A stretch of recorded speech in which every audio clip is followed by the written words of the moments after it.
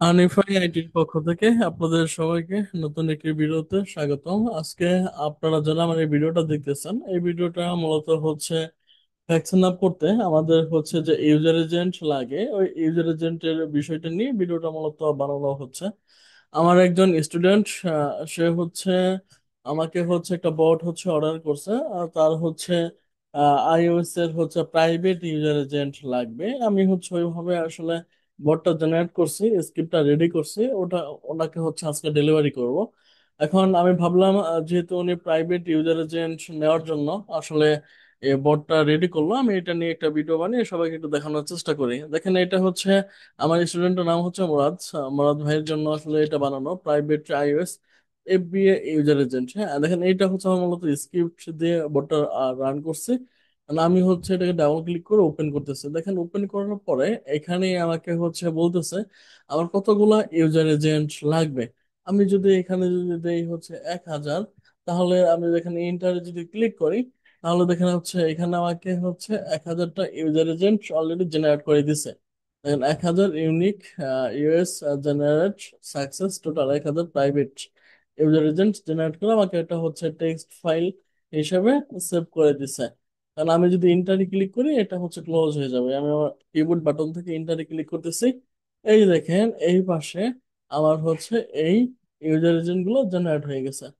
এখন আমি double click করে ওপেন করতেছি। দেখেন, এখানে হচ্ছে আমার 1000 ইউজার এজেন্ট অলরেডি জেনারেট হয়ে গেছে। আমি যদি হচ্ছে ইউজার এজেন্ট গুলো যদি একটু চেক করার চেষ্টা করি, এগুলো আসলে ভালো নাকি খারাপ, এটা আমি আসলে চেক করব।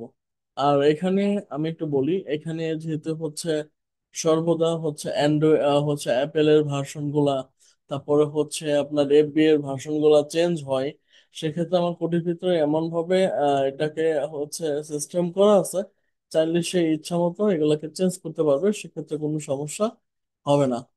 ওকে, আমি হচ্ছে এটাকে একটা ইউজার এজেন্ট কপি করলাম। এখন হচ্ছে এইখানে এসে এই সাইটটা যারা আমরা মোটামুটি ফ্যাকশন আপ করি সকলে এই সাইটটা চিনি, এখানে হচ্ছে আমরা এটা পেস্ট করে দিলাম ইউজার এজেন্টটা। সাবমিটে ক্লিক করতেছি।